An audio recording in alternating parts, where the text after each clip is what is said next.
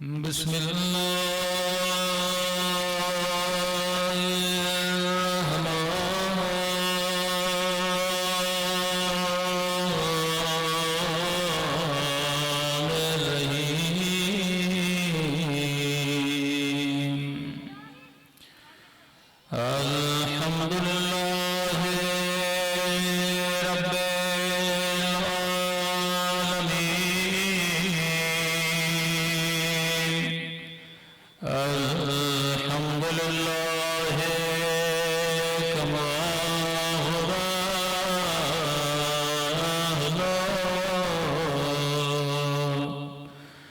الصلاة والسلام على سيد المرسلين وخاتم النبيين أبي القاسم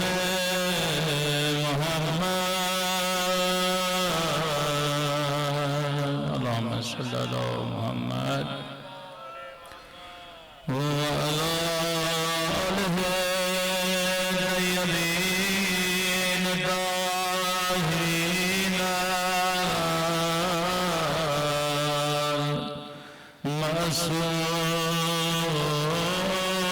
المعصومین۔ سب مل کے اپنے مولا کے ظہور کی دعا۔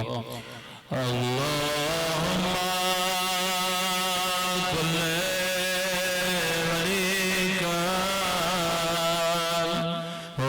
ابن الحسن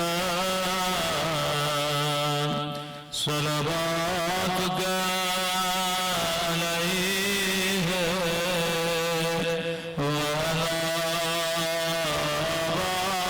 آبائه في هذه الساعة وفي كل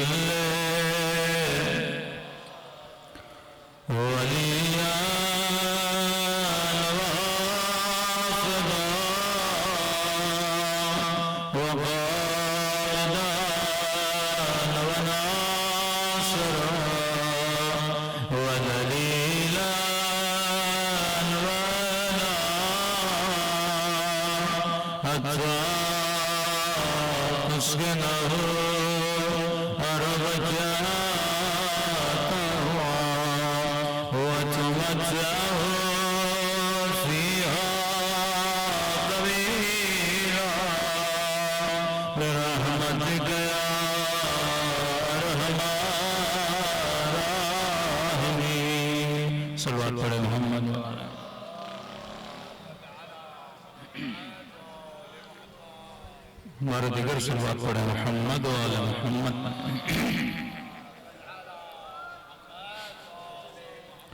بسم اللہ الرحمن الرحیم۔ رب اشرح لی صدری ویسر لی امری واحلل عقدۃ من لسانی۔ بسم اللہ الرحمن الرحیم۔ واعتصموا بحبل اللہ جمیعا۔ صلوات پڑھیں محمد و آل محمد۔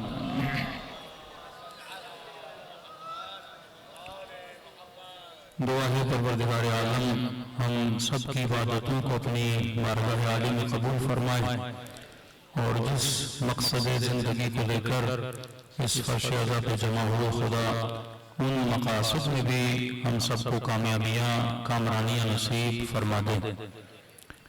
یقیناً اگر وجود اہل بیت علیہ السلام نہ ہوتا تو ہمارا یہاں جمع ہونا نہیں بنتا۔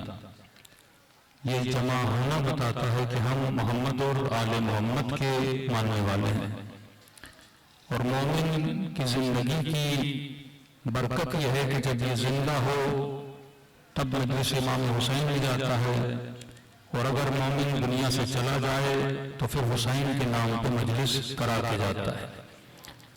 تو زندگی میں خود اہل بیت کے وجود سے فیض لیتا ہے، اور دنیا سے جانے کے بعد مومن کی خاطر مومنین جمع ہوتے ہیں، اور وہ اہل بیت علیہ السلام کی زندگی سے فیض حاصل کرتے ہیں۔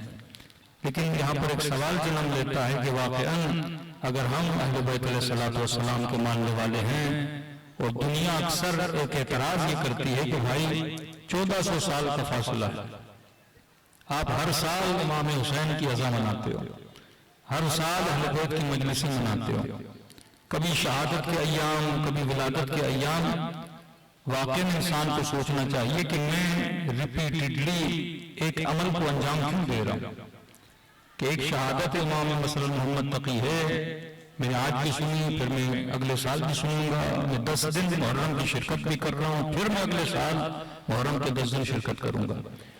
ان مجالس میں جو مسائل سنتا ہوں وہ بھی ریپیٹڈ ہوتے ہیں، 70% جو مطالب سنتا ہوں وہ بھی ریپیٹڈ ہوتے ہیں۔ ایک مرتبہ تو ایک بچے کو مطالب کا نہیں پتا، ہم بتا رہے ہیں اس کی نالج میں اضافہ ہو رہا ہے، لیکن ایک مرتبہ ایک انسان کو پتا ہے لیکن پھر بھی وہ چیزوں کو ریپیٹ کر رہا ہے۔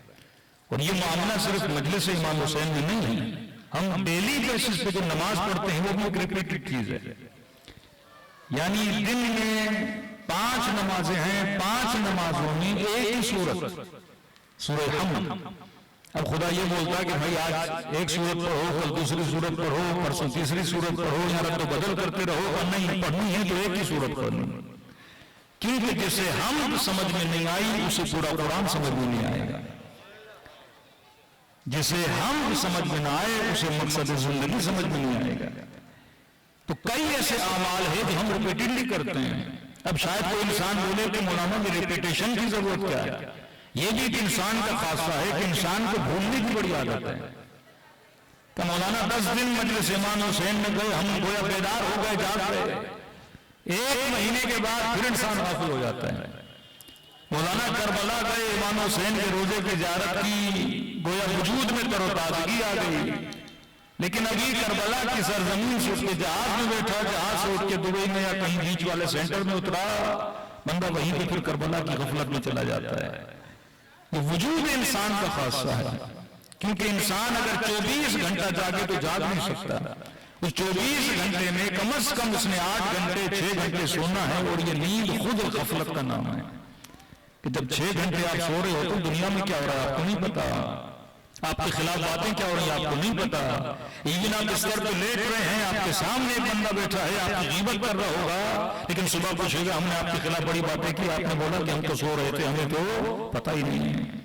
تو ایک تو شاخصہ یہ ہے کہ انسان غافل ہے، اور غافل انسان کے لیے کہا فذکر انما انت مذکر، حبیب اسے بار بار یاد دلا۔ اور امیر المومنین فرماتے ہیں کامیاب وہی ہے جو بار بار چیزوں کو کیا رکھے، یاد کرے۔ حاسبو قبل ان تحاسبوا، انسان جب تک حساب و کتاب نہیں کرے گا، جب تک اکاؤنٹیبلٹی نہیں کرے گا، تب تک تجھے کامیابی نہیں مل سکتی۔ تو یہ انسان کے وجود کا شاخصہ تھا کہ انسان کو یا بھولنے کی عادت ہے یا غفلت میں جانے کی عادت ہے، لہٰذا یہ مجلس امام حسین انسان کو غفلت کی نیند سے بیدار کر کے ولادت کے فرش پہ لا کے بٹھا دیتی ہے۔ صلوات پڑھے محمد و آل محمد پر۔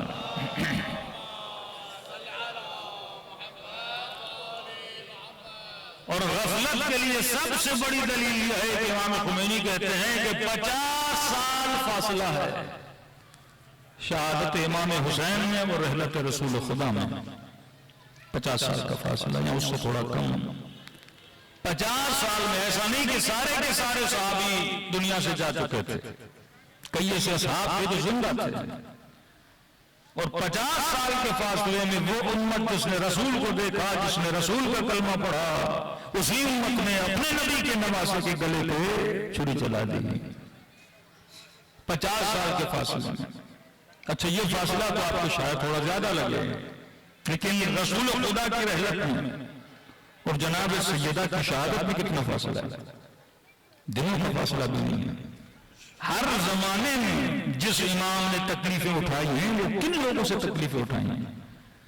جب تک رسول خدا تھے تو شیر و شکر تھا، کوئی آپ کا اختلاف ایسا بھاری اختلاف نظر نہیں آتا، امت بھی ایک ہے، نبی کے نام پہ امت بھی ایک ہے، لیکن آج آپ امت کے اتنے اختلافات دیکھتے ہو کہ واقعاً آج کا مسلمان اتنا کنفیوز ہے، آج مذہبی فیملیوں کے بچے کنفیوز ہیں، کیونکہ ہم نے اتنی دراڑیں عقیدے کے اعتبار سے، مذہب کے اعتبار سے ڈال دیے کہ آج کا بچہ جو پڑھا لکھا بچہ ہے، جو 4 گھنٹے اسکول جاتا ہے، اسے ماہ مبارک رمضان میں آدھا گھنٹہ ملتا ہے، 1 گھنٹہ ملتا ہے، وہ ٹی وی دیکھے، اور جب وہ ٹی وی کا چینل کھولے کوئی مذہبی پروگرام ہو اس میں 4-5 مولوی بیٹھے ہوں اور پھر ایک دینی سوال ہو اور 4-5 مولوی آپس میں مل کے اس دینی مسئلے کو حل نہ کر پائیں، یہ اس کو کافر بولے یہ اس کو مشرک بولے، تو یہ سیدھا سادہ آدمی کیا بولے گا کہ بھائی اتنا دین پڑھنے کے بعد جب آپ کو سمجھ نہیں آیا تو ہم بھی دین پڑھیں گے تو آپ کی طرح کیا دیں گے؟ فتوے دیں گے۔ تو یہ کنفیوژن انسان کو کیا کر رہا ہے؟ دین سے دور کر رہا ہے۔ یہ کنفیوژن انسان کو کیا کر رہا ہے؟ خدا سے دور کر رہا ہے۔ یہ کنفیوژن انسان کو کیا کر رہا ہے؟ انسان کو لادین بنا رہا ہے۔ اب جب اسے وہ نماز میں لذت نہیں ملے گی، عبادت کا وہ مزہ نہیں آئے گا، یہ کس طرح اہل بیت علیہ السلام کے قریب جائے گا؟ پہلے معاملہ اغیار کا تھا، اب یہ معاملہ آپ اپنی فیملیز میں چلے جائیں۔ پہلے کوئی سوچ سکتا تھا، کوئی بچے پوچھے گی کہ حجاب کرنے کے لیے ہمیں دلیل دیجیے، کوئی جوان پوچھے گا کسی فعل حرام کے لیے ہمیں دلیل دیجیے، لیکن یہ سوال ہوتے ہیں۔ پہلے یہ تھا کہ والدین کا دبدبہ بہت تھا، بچوں میں طاقت نہیں تھی سوال کرنے کی، اب وہ زمانہ گیا کہ بچے ماں باپ کے سامنے کھڑے ہو جاتے ہیں، کیونکہ پہلے اتنی انڈیپینڈنسی نہیں تھی۔ آج ہر جوان آپ دیکھیں کہ مثلا 17 سال کا جوان ہے، 16 سال کا جوان ہے کہ مولانا میں تو کرپٹو میں نے کوئی $50,000 کما لیے۔ یعنی آج کمانا بھی بڑا آسان ہو گیا کہ گھر میں بیٹھ کے نوجوان نسل کمانے لگے۔ کیوں اسلام نے اس پہ زیادہ زور دیا کہ مرد پر نفقہ واجب ہے، کیونکہ اکنومیکلی پاور اگر گھر کے مرد کے پاس رہے گا تو گھر کے جتنے افراد ہیں وہ اس کے محتاج رہتے ہیں، اور جیسے اکنومیکلی پاور بڑھ جاتا ہے لوگوں میں، مثلا آپ کے پاس بھی پیسہ ہے، فلاں کے پاس بھی پیسہ ہے، وہ کس چیز کی وجہ سے آپ کی اطاعت کرے؟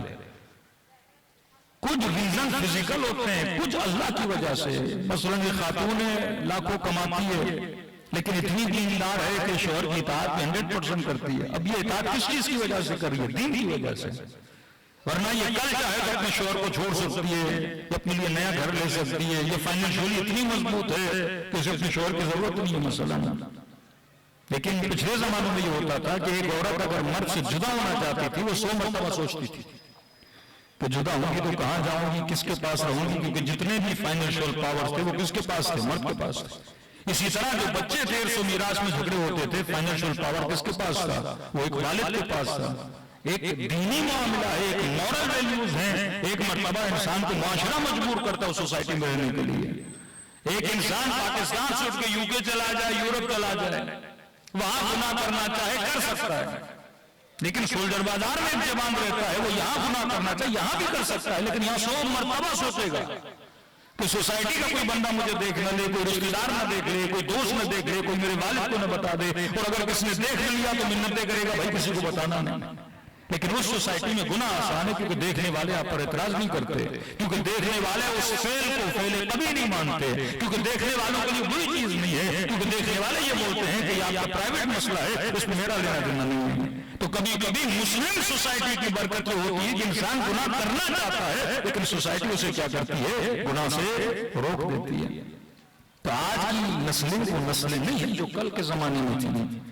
آج فائنینشل ڈیپینڈنسی دن بدن بڑھتی جا رہی ہے، وہ مرد کی تو پہلے تھی لیکن عورت کی بھی ڈیپینڈنسی بڑھتی جا رہی ہے، اسی طرح آپ کی نوجوان نسل کی بڑھتی جا رہی ہے۔ تو آج کا بچہ سوال کرتا ہے، دینی اعتبار سے کنفیوز ہے۔ دو طرح کے لوگ ہر معاشرے میں آپ کو پائے جاتے ہیں، ایک ہے خواص، ایک ہے عوام۔ عوام سے گلا نہیں، کیونکہ عوام کو گمراہ کرتے ہیں خواص، کیونکہ ہر زمانے میں عوام کس کے پیچھے لگتی ہے؟ خواص کے پیچھے لگتی ہے۔ مثال دے رہا ہوں، مثلا پاکستان بنا، اب خواص کون تھے؟ قائد اعظم خواص میں ہیں، قائد اعظم کے ساتھ جتنے لوگ تھے مثلا ان کی بہن خواص میں سے ہے، لیاقت علی خان ان کے خواص میں سے ان کے ساتھ ہیں۔ اب کون کس کے پیچھے لگے گی؟ خواص کے پیچھے لگے گی۔ اور خواص میں سے اگر ایک بندہ بک گیا تو قوم تو بلیو کرتی ہے خواص میں، اور خواص کا اگر ایک بندہ بک گیا تو عوام کس کے پیچھے لگتی ہے؟ خواص کے پیچھے لگتی ہے۔ یہی معاملہ تاریخ اسلام کا، جب تک رسول خدا ہیں تو پوری امت آپ دیکھتے ہیں ایک ٹریک پر۔ اب کہا صحابہ النجوم بیہم اقتدیتم اہتدیتم، میرے سارے کے سارے صحابی ستارے جس کے پیچھے بھی لگے تو ہدایت مل گئی۔ تو امت نے اصحاب کو مثلا ستارہ مانا کیونکہ خواص تھے۔ تبھی جنگ جمل جب رونما ہوئی تو ایک امیر المومنین کا صحابی جنگ جمل میں یہاں دیکھیں تو نبی کی زوجہ طلحہ، زبیر، جناب صفیہ کا بیٹا، یہاں دیکھیں داماد رسول علی بن ابی طالب، ابو ذر غفاری، عمار یاسر، بڑے بڑے صاحب، یہاں بھی دیکھیں صحابی، یہاں بھی دیکھیں صحابی، سیدھا دوڑا امیر المومنین کے پاس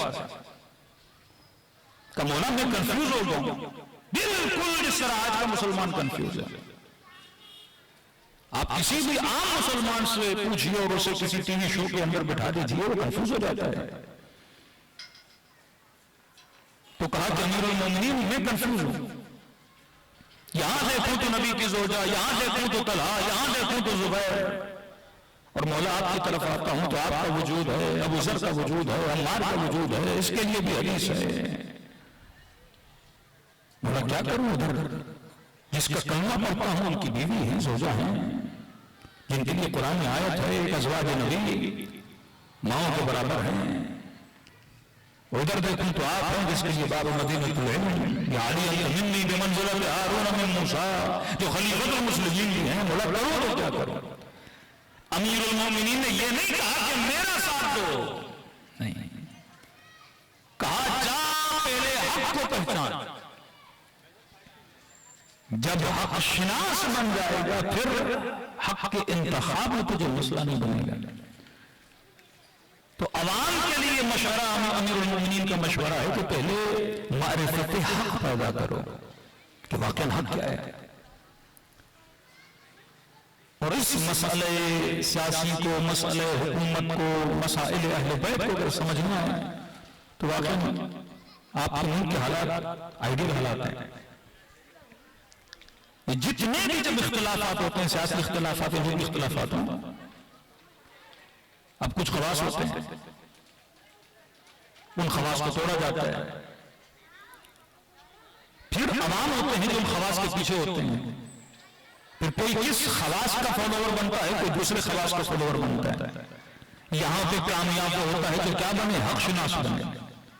میں بھی امت تھی، آپ بھی امت تھی، لڑائی ہو رہی امیر المومنین میں جنگ جمل میں مثلاً زوج رسول میں، پھر جنگ صفین میں آتے ہیں، وہاں پر بھی اصحاب ہیں، یہاں پر بھی اصحاب ہیں، بندہ پریشان ہو جاتا ہے، کیا کرے؟ یہاں پہ امیر المومنین نے مشورہ دیا، پہلا مشورہ یہ ہے کہ معرفت حق، فرمایا یہ دیکھو کہ حق کی نشانیاں کیا ہیں، یہ دیکھو کہ حق ہوتا کیا ہے، یہ دیکھو کہ حق کو کس کی طرح ہونا چاہیے۔ ہر مسلمان مانتا ہے کہ قرآن حق ہے، اور قرآن نے حق کی کچھ نشانیاں بتائی ہیں، قرآن نے پاکیزگی کی نشانیاں بتائی ہیں، قرآن نے سچے اور جھوٹے کی شناس بتائی ہے، قرآن نے دیندار اور بے دین کی نشانی بتائی ہے۔ قرآن وہ کتاب ہے جس کو کتاب آف لا بول سکتے ہیں، رولز کی کتاب ہے، اصولوں کی کتاب ہے۔ تبھی اکثر مومنین کہتے ہیں کہ مولانا مثلاً قرآن میں اہل بیت علیہ السلام کے نام، قرآن نام بتانے کے لیے نہیں آیا، قرآن اصول بتانے کے لیے آیا ہے، کیونکہ ناموں کو ہر بندہ کاپی کر سکتا ہے، اصولوں کو کوئی بندہ کاپی نہیں کر سکتا۔ مثلاً پاکستان کا قانون لا ہے کہ بھائی جو چوری کرے گا اس کو سزا ملے گی، اب وہ قانون کی ہیرا پھیری نہیں کر سکتا، وہ جھوٹ ضرور بول سکتا ہے کہ مثلاً میں چور نہیں ہوں، وہ یہ بول سکتا ہے کہ مثلاً چوری مثلاً علی صاحب نے کی ہے یا منصور صاحب نے کی ہے یا حسن یا بکر نے کی ہے، وہ بول دے کہ مثلاً میں یہ نہیں ہوں، فلاں بندہ ہے۔ تو نام بدلنا آسان ہے لیکن اصول بدلنا بڑا مشکل ہے۔ تو خدا نے قرآن میں 14 کے نام نہیں بتائے لیکن 14 کے اصول بتا دیے ہیں، 14 کے اوصاف بتا دیے ہیں۔ مثلاً کہہ دیا کہ انما ولیکم اللہ، میں اللہ تمہارا ولی ہوں، میرا رسول تمہارا ولی ہے، لیکن جب تیسری کی بات آتی ہے تو اللہ نام نہیں بتاتا، اللہ اوصاف بتاتا ہے کہ تیسرا وہ ولی ہے جو حالت رکوع میں زکات دیتا ہوا نظر آ جائے۔ تو اگر خدا یہ بتاتا کہ تیسرا مثلاً علی ہے تو علی کا نام رکھنا آسان تھا، لیکن علی کی طرح رکوع میں زکات دینا مشکل ہے۔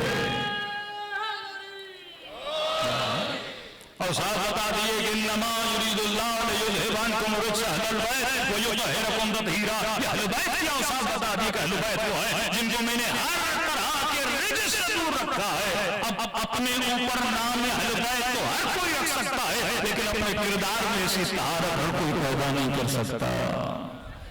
نام رکھنا آسان، کہ مثلا امیر المومنین نے کہا کہ سلونی قبل ان تفتدونی، پوچھو جو کچھ علی سے پوچھنا ہے، کیونکہ نبی نے کہہ دیا تھا کہ انا مدینۃ العلم وعلی بن بابا، یہ شہر علم ہوں اور علی اس کا کیا ہے دروازہ ہے۔ اب آپ لاکھ لوگ خود کو بولیں کمیل کے دروازے ہیں، لیکن اس صفت کا ہونا بھی تو ضروری ہے نا۔ تو اس شخص نے کہا کہ جب اس نے امیر المومنین کے دعوے جیسا دعویٰ کیا کہ مجھ سے پوچھو جو پوچھنا ہے، کسی نے پوچھا کہ جب یہ تو بتائیے کہ مکھی کے اندر انتڑیاں ہوتی ہیں کہ نہیں ہوتی؟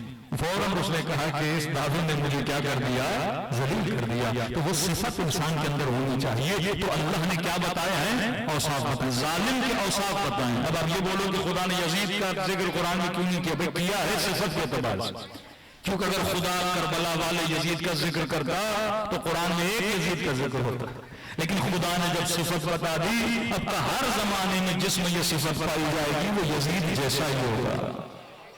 یہ بڑی بحث چل رہی ہے۔ خدا نے قرآن میں مثلا امام حسین کے اوصاف بتا دیے، اب جب اوصاف امام حسین میں آ گئے، اب انہی اوصاف کو ہر زمانے میں جو لے کر چلے گا وہ کیا بنے گا؟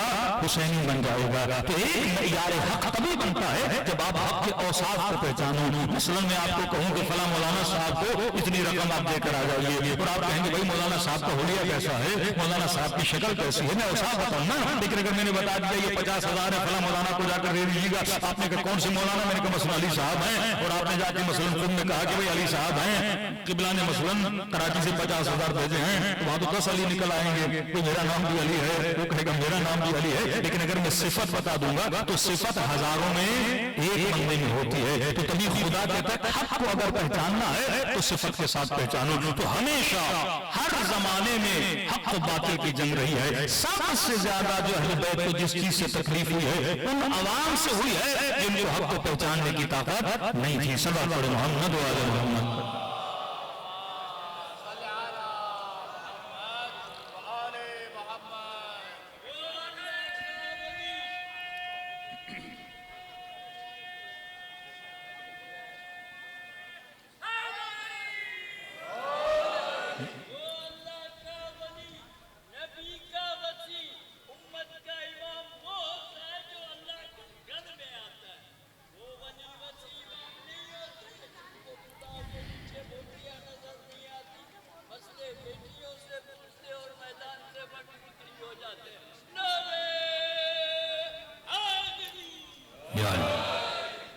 سب سے زیادہ جس نے عوام کو گمراہ کیا وہ خواص تھے۔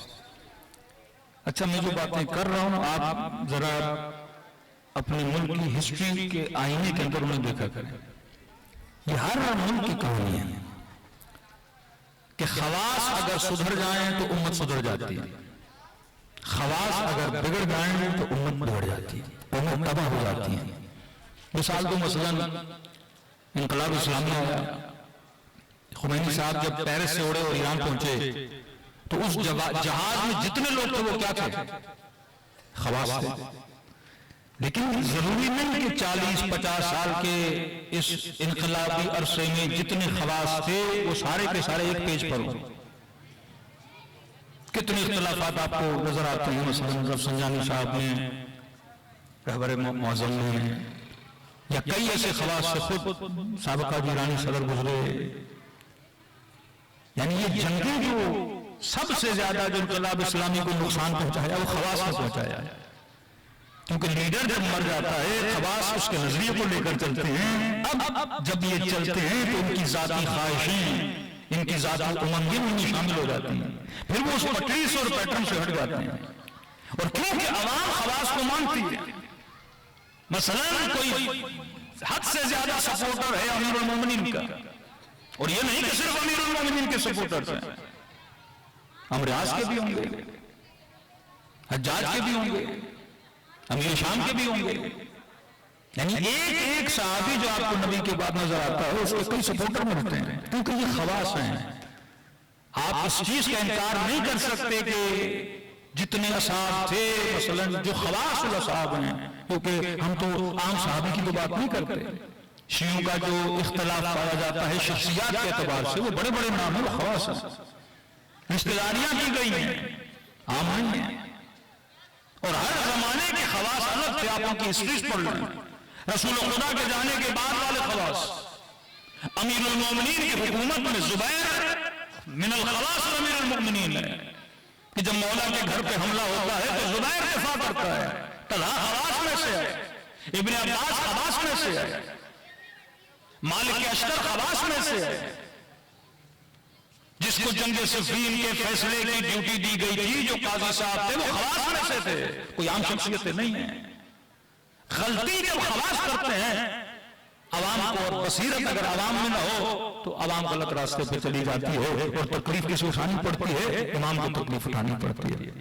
پھر امام حسن کے زمانے عبید اللہ ابن عباس, یہ کوئی عام نہیں ہے. ابن عباس کا سگا بھائی ہے جو ہزاروں درہموں کے عوض امام حسن کے لشکر کی ایک بڑی تعداد کی تاریخ میں شاید 10,000 لشکری امام کے لے کر کوئی لاکھوں درہموں کے لالچ میں امیر شام کے لشکر میں چلا گیا تھا. پھر آئیے امام حسین کے زمانے میں جناب مختار کا ڈرامہ سب نے دیکھا ہوگا. یہ توابین کون تھے؟ یہ خواص میں سے ہیں. عانی بن عروہ کون ہے؟ خواص میں سے ہیں. حبیب بن مظاہر کون ہے؟ خواص میں سے ہیں. لیکن کچھ ایسے خواص تھے جو بیٹھے رہے. آپ مشہد جائیں گے, قبر ہے خواجہ ربیع, یہ من الخواص تھا. 100 سال سے زیادہ اس بندے نے زندگی گزاری ہے. کچھ ایسے خواص تھے جن کو بتایا گیا کہ امام حسین کربلا میں شہید ہوئے. انہوں نے کہا ہمیں بہت افسوس ہوا کہ فرزند رسول کو شہید کیا گیا. بس کچھ ایسے خواص تھے حبیب ابن مظاہر جیسے جن کو پتا چلا کہ امام حسین کربلا میں آیا ہے, اپنا سب کچھ چھوڑ کے میدان کربلا میں پہنچے. حسان ابن ثابت صحابی رسول ہیں. کاتب غدیر ہے جس نے حدیث غدیر کو لکھا ہے. زبیر بول اٹھا, ابو ذر بول اٹھا, سلمان بول اٹھا, اور جس نے لکھی ہے جو شاعر ہے, جو لکھنے والا ہے, اور جب اس سے امیر المومنین نے پوچھا تو اس نے خاموشی اختیار کر لی. تو کون سے خواص, جب تک ہمیں خواص کی پہچان ہے. ہر امام کے زمانے میں خواص تھے. چھٹے امام کے زمانے میں, چوتھے امام کے زمانے میں, کربلا کے بعد جو زیدیہ فرقہ نکلا, کئی ایسے خواص تھے جو ان خواص کی وجہ سے, یعنی چوتھے امام کی شہادت کے بعد جو خواص اس امام کو مانتے تھے تو ظاہر لوگ اصحاب امام سے آگے پوچھتے تھے تو واقعا امام زین العابدین کا نمائندہ کون ہے؟ تو کچھ خواص لے کر جناب زید ہیں. تو امت کا ایک بڑا طبقہ جناب زید کو امام ماننے لگا. پھر چھٹے امام کے بعد فرقہ بنا واقفیہ, ساتویں امام کے بعد فرقہ بنا واقفیہ جنہوں نے 8ویں امام کی مثلا امامت کو نہیں مانا. چھٹے امام کے بعد جناب اسماعیل کے ماننے والے جن کو اسماعیلیہ یا آخانیہ بولتے ہیں. یہ عوام ایسے نہیں گئی. کچھ خواص تھے جنہوں نے دوسرے کی طرف رجوع کیا اور عوام کا ایک خاص طبقہ جو اس خواص کو مانتا تھا اس طبقے کے پیچھے لگ گیا. سب سے زیادہ مظلومیت جس امام کو غریب الغربا بولا گیا وہ امام رضا علیہ السلام. اتنے خواص. صلی اللہ علیہ محمد. جنہوں نے, جن کو وکلا بولا جاتا ہے, جو امام موسیٰ کاظم کے جتنے وکیل تھے, حد اکثریت انہوں نے امام رضا کو امام نہیں مانا تھا. وہ غربت امام رضا الگ ہے. یہی فیض کیا آپ کے نویں امام نے, امام جواد علیہ السلام نے, کہ جب امام رضا اس دنیا سے پردہ پوش ہو جاتے ہیں اور شہادت واقع ہوتی ہے طوس میں, اور بیٹے موجود ہیں مدینے میں, وہ اعجاز امامت سے آ کے جنازہ پڑھا تو لیتے ہیں, لیکن فرماتے ہیں مدینے میں امام رضا کے گھر میں آہو بکا غلغلہ گریا, اس گریے کے درمیان ایک امام کا نزدیک ترین صحابی جو مدینے میں من الخواص تھا, اٹھ کے کھڑا ہوا کا شیو, گریا تو اپنی جگہ, رونا تو اپنی جگہ. ہمیں پتا ہے کہ امام رضا دنیا سے جا چکے ہیں, لیکن یہ بتاؤ امام رضا کے جانے کے بعد امام کون بنے گا؟ کیونکہ ایک ہی بیٹا ہے اور وہ نام امام جواد کا. اور کہنے لگا کہ امام کیسے مانے, کیونکہ ابھی تو یہ بالغ بھی نہیں ہے. یعنی یہ تاریخ تشیع اور تاریخ امامت کا پہلا امام ہے جو جب امامت پہ پہنچے تو عمر بھی سب سے زیادہ کم تھی, اور تاریخ امامت کا پہلا امام ہے جب شہید بھی ہوئے تو سب سے جوان تھے, 25 سال کی ایج میں شہید ہوئے. 7 سال میں امامت ملی, 25 سال میں شہادت ملی. تو اس نے کہا کہ ہم کیسے امام مانے 7 سال؟ یہ ان کے لیے پہلا مقام تھا. دیکھیے خدا بھی مختلف زمانوں میں مختلف امتحان لیتا ہے.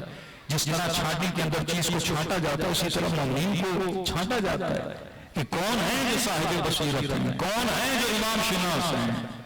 تو اس نے کہا ایک کام کرتے ہیں, مولا 7 سال کے ہیں لہذا ابھی تو امام نہیں بن سکتے, ہم ان کے پیچھے نماز کیسے پڑھیں گے, یہ ہماری ادا کیسے کروائیں گے, یہ تو 7 سال کے بچے ہیں. تو کہا دوسرا سولوشن یہ ہے کہ بیٹا ایک ہی ہے, امامت اب کہاں جائے, تو لہذا ہم یہ کرتے ہیں ہم ویٹ کریں گے جب تک یہ بالغ ہو جائے, اور جب تک امام بالغ ہوتے ہیں ان کا کسی کو نائب بنا دیتے ہیں, تب تک قوم کو وہ ہینڈل کریں گے. یہ بھی من الخواص تھا. راوی کہتا ہے امام رضا کا ایک دوسرا صحابی تھا جو جوش میں آیا, جو جلال میں آیا, اس نے اس امام کے صحابی کو گریبان سے پکڑا اور اس قدر دبایا کہ اس کی سانس بند ہونے والی تھی. اس نے کہا بندہ خدا نہیں سانس اکھڑ رہی ہے. اس نے کہا تم نے یہ سوچ بھی کیسے لیا کہ امام 7 سال کا ہو تو وہ امام نہیں ہوتا, کیا تم نے قرآن نہیں پڑھا؟ حضرت عیسیٰ ابھی ماں کی گود میں تھے, کہا انی عبداللہ آتانی الکتاب وجعلنی نبیا, میں اللہ کا بندہ ہوں اور بچپن میں کہہ رہے کہ میں نبی ہوں. کیا تم نے حضرت یحییٰ کے لیے نہیں پڑھا کہ قرآن کہتا ہے سبھی یا لفظ سبھی استعمال کرتا ہے کہ جب وہ بچے تھے اللہ نے کیا بنایا, نبی بنایا. کہ امام بچہ بھی ہو تو امام ہوتا ہے, امام جوان بھی ہو تو امام ہوتا ہے, امام بوڑھا بھی ہو جائے تو امام ہوتا ہے. مسئلہ امامت سے ہے, علم امامت سے ہے. اس وقت امام کو بٹھایا اور کہا جو سوال کرنا ہے فرزند رضا سے سوال کرو. یہ سوال کرتے گئے اور 7 سال کا بچہ جواب دیتا گیا. بالکل اسی طرح جس طرح ان کے دادا امیر المومنین کہتے تھے سلونی سلونی قبل ان تفقدونی. تو ہر زمانے میں یہ خواص کی ڈیوٹی ہوتی ہے, اور جب خواص کو مارا جاتا ہے, جب خواص کو توڑا جاتا ہے. مجھے بتائیے کہ پوری کرسچینٹی, پوری مسیحیت اس کو گمراہ عوام نے کیا یا خواص نے کیا؟ آج مثلا اکثریت من المسیحیین جو اکثر کرسچن ہیں مثلا حضرت عیسیٰ کو اللہ کا بیٹا مانتے ہیں, تو یہ کسی عام بندے نے آ کے قوم کو گمراہ کیا تھا کہ عیسیٰ اللہ کا بیٹا ہے, یا نہیں کسی پادری نے یہ بولا ہوگا. ایک پڑھا لکھا ان کا پادری جس کے ہزاروں نہیں ملینز آف فالوورز ہوں گے, اس نے جب یہ شائبہ ایجاد کیا ہوگا مثلا کہ عیسیٰ اللہ کا بیٹا ہو, تو پوری قوم اس کے پیچھے لگ گئی اور آج تک اسی کے پیچھے لگی. اسی طرح آپ کو جتنے فرقے نظر آتے ہیں مسلمانوں کا ایک فرقہ اٹھا لیں, یہ پورا فرقہ اگر فرقہ بنا اور اس فرقے کے اتنے فالوور بنے ہیں, یہ فرقہ بنایا کس نے؟ جس نے بنایا تھا وہ کوئی جاہل نہیں تھا, وہ کوئی خاص تھا. یہ دراڑیں ہمیشہ خواص پیدا کرتے ہیں اور وہ عوام خواص کے چکر میں آتے ہیں جو صاحبان بصیرت نہیں ہیں. جب لوگوں میں بصیرت نہ ہو تبھی ایک بندے کو کہا کہ علم حاصل کرو, کم از کم تمہارے پاس وہ ٹولز ہونے چاہیے کہ جس سے تم حق اور حقیقت کو پہچان سکو. اگر میرے پاس وہ اینک ہے ہی نہیں کہ میں حقیقت کو دیکھ سکوں, اور ایک ہی اینک ہے مثلا کسی مفتی کی, کسی مولوی کی, کسی خاص بندے کی, اور میں نے اسی کی اینک سے دیکھنا ہے, تو مجھے وہی نظر آئے گا جو اس کی اینک میں مجھے نظر آتا ہے. تبھی فرمایا اپنے اندر بصیرت کی صفات پیدا کرو. تو اماموں کو جانے کے بعد اگر 4 صفت جن مومنین میں تھی وہ صاحب حق بنے, وہ حبیب ابن مظاہر بنے, وہ جناب اور بنے, وہ جناب ابو ذر بنے, وہ جناب سلمان بنے. ہر امام کے زمانے میں کوئی زرارہ بنا, کوئی کلینی بنا, کوئی شیخ مفید بنا. یہ وہی لوگ تھے جو من الخواص تھے, لیکن وہ خواص جن کے اندر یہ صفات پائی جاتی ہیں. اسی لیے اگر تاریخ کو اسٹڈی کیا جائے, بڑی بڑی حکومتیں گرائی گئیں. کن کو دیکھ کر خواص؟ پاکستان میں حکومتیں گرائی جاتی ہیں. پہلے زمانے میں مثلا جس پارٹی کا صدر ہوتا تھا وہی اپنی پارٹی کی حکومت کو کیا کر دیتا تھا؟ فارغ کر دیتے تھے. بڑے بڑے لوگوں کو دھوکہ کون دیتے تھے؟ ان کی خواص دیتے تھے. ایک بندہ خرید لیا. آپ تاریخ سندھ پڑھیں, ان کی حکومتوں کو دیکھیں گے, تالپوروں کی حکومت کو دیکھیں گے, ان کے اپنے لوگوں نے حکومتوں کو گرایا. اب مغلوں کو پڑھ لیں, مختلف تاریخ کو پڑھیں گے, ہمیشہ خواص کو خریدا جاتا ہے کیونکہ لوگوں کو اس پہ ٹرسٹ ہوتا ہے. جب لوگ اس پہ اعتبار کرتے ہیں کیونکہ وہ خاص ہے. ایک بندہ 24 گھنٹہ میرے ساتھ گھومے گا, آپ اس پہ کیا کرو گے؟ اعتبار کرو گے. کوئی امام خمینی کے رائٹ پہ کھڑا ہے, کوئی لیفٹ پہ کھڑا ہے, اور رائٹ والا بندہ ہی مثلا بگڑ جائے تو خون تو اس کے پیچھے ہے نا. یہی معاملہ امت کے ساتھ ہوا کہ 24 گھنٹہ کچھ لوگ مثلا امیر المومنین کے ساتھ ہیں اور ان میں سے کچھ لوگ امیر المومنین کو دھوکہ دے کر گئے ہیں، کچھ لوگ چھٹے امام کو دھوکہ دیں۔ آپ فرقہ واقفیہ پڑھیں گے بڑے تعجب میں آ جائیں گے کہ نہ صرف عوام بلکہ امام کا ایک بیٹا جس نے امام کی امامت کو نہیں مانا، اور ایک امام کا وہ بیٹا بھی تھا جس کی عمر 100 سال تھی اور امام جواد 7 سال کے تھے، بڑے جھکے اور ادب سے آ کے ملتا تھا۔ کسی نے کہا آپ کو اس کے رشتے میں چچا لگتے ہیں، کیوں ملتے ہیں؟ اس نے کہا ادب عمر کو دو کے نہیں کیا جاتا، ادب عہدے اور مقام اور علم کو دو کے کیا جاتا ہے۔ پہلی صفت خواص کی کہ خواص کے اندر بصیرت ہونی چاہیے۔ جب تک ہمارے اندر وہ بصیرت اور آگہی نہیں ہے کہ ہم پہچان سکیں۔ آپ اتنی فضائل امیر المومنین کے سنتے ہیں کہ اس زمانے کے لوگوں نے امیر المومنین کی جنجی نہیں دیکھی، شب ہجرت امیر المومنین کا سونا نہیں دیکھا، جتنا مال غنیمت ملتا تھا غریبوں میں تقسیم کر دیتے تھے یہ نہیں دیکھا، کیا انہوں نے امیر المومنین کے سلونی کے دعوے نہیں سنے، کیا انہوں نے غدیر خون میں من کنت مولاہ فہذا علی مولا کا نعرہ نہیں سنا؟ سب سنا، سب کو پتا تھا۔ ایک صاحب بصیرت حق شناس ہونا۔ دوسرا مسئلہ یہ آتا ہے میں حق کو پہچانتا بھی ہوں، پتا بھی ہے کہ یہ حق ہے پر میں بول نہیں پاتا۔ کہتے ہیں صاحب بصیرت کے ساتھ ساتھ انسان کے اندر جرأت بھی ہونی چاہیے۔ کئی لوگ ہیں جو کرپشن کے خلاف بولتے ہیں، کئی لوگ ہیں جو ظلم کے خلاف بولتے ہیں، کئی لوگ ہیں جو مسائل کے خلاف بات کرتے ہیں، کچھ وہ ہیں جن کو پتا ہے غلط ہو رہا ہے لیکن چپ رہتے ہیں۔ یہ وہ خواص ہیں جو بصیرت بھی ہے، پہچان بھی سکتے ہیں لیکن جرأت نہیں ہے کہ کھڑے ہوں کہ آخر حق کیا ہے۔ پتا بھی ہوتا ہے مثلا ایک جناب جاہل ہے لیکن بولنے کی جرأت نہیں ہے کہ جناب آپ اس چیز کے قائل ہی نہیں۔ پتا بھی ہو کہ ملک میں مثلا ظلم ہو رہا ہے، جبر ہو رہا ہے، رشوت خوری ہو رہی ہے، کرپشن ہو رہی ہے، لیکن بولنے کی طاقت نہیں ہوتی۔ دوسری صفت جرأت، دوسری صفت صاحب بصیرت بھی ہو لیکن اس کے ساتھ صاحب جرأت بھی ہو، کیونکہ جرأت نہیں تو یہ بصیرت کسی کام کی نہیں۔ خواجہ ربیع کی مثال دی، پتا چلا امام حسین شہید ہو رہے ہیں، جرأت نہیں کہ آگے بڑھے امام کا ساتھ آئے۔ کتنوں کو پتا تھا کوفے کے اندر امام حسین حق پر ہے، پتا تھا خط لکھ کے پتا تھا حسین ابن علی حق پر ہے، عورتوں نے شوہروں کو روک لیا، اپنے بچوں کو روک لیا، جاؤ گے تو مارے جاؤ گے، جاؤ گے تو ہمارا کیا ہوگا، جاؤ گے تو گھر کون سنبھالے گا، جاؤ گے تو ہماری عزتوں کا کیا ہوگا۔ جرأت نہیں تھی بیٹھ کے گھروں کے اندر، کٹے ہوئے سر آتے تھے، دیکھتے تھے، آنکھوں سے آنسو بہاتے تھے، جرأت نہیں تھی بولے۔ ابن زیاد چھڑی اٹھا کے لبہائے مبارک امام حسین کے ساتھ توہین کر رہا لیکن جرأت نہیں۔ لیکن ایک وہ صاحب جرأت، صحابی نابینا تھا لیکن بول اٹھا، جرأت تھی۔ ہانی بن عروہ صاحب جرأت تھا، ابو ذر غفاری صاحب جرأت تھا، میں سمجھ اللہ صاحب جرأت تھا۔ کئی ایسے نبی کے ساتھ ملیں گے جو صاحب جرأت نہیں ہے۔ دوسری صفت جرأت کا ہونا۔ تیسری صفت اگر جرأت ہے تو اس کی قیمت ادا کرنے کا حوصلہ ہونا چاہیے۔ کئی لوگ ہیں جرأت ہے لیکن حوصلہ نہیں ہے، کون جیل جائے، کون جھیلے، کون کوڑے کھائے، کون کربلا کے میدان میں تیر کھائے، کون اپنی بچیوں کی یتیمی دیکھے، کون اپنا گھر تباہ و برباد کر دے دین خدا کے لیے۔ ابو ذر غفاری نے قیمت ادا کی، ابو ذر کو شہر بدر کیا گیا، درد دری میں جناب ابو ذر اس دنیا سے گئے، جن کی بیٹی سر راہ کھڑے ہو کے اپنے بابا کے لیے کفن مانگتی رہی۔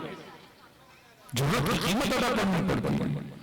رسول کے بعد جس نے سب سے بڑی جرأت کی وہ جناب سیدہ فاطمہ الزہرا، دربار میں جاتی جرأت چاہیے کہ آپ وقت کے حاکم کے سامنے کھڑے ہو اور اپنا حق مانگیں اور وہ حدیث پیش کریں، آپ رد حدیث میں دلیلیں دیں، قرآن کی آیتیں دیں۔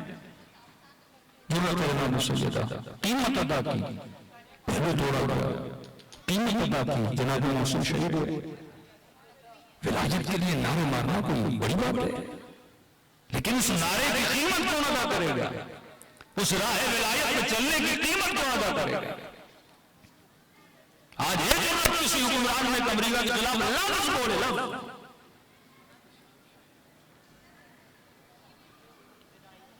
لیکن جو بولتے ہیں وہ قیمت ادا کرتے ہیں۔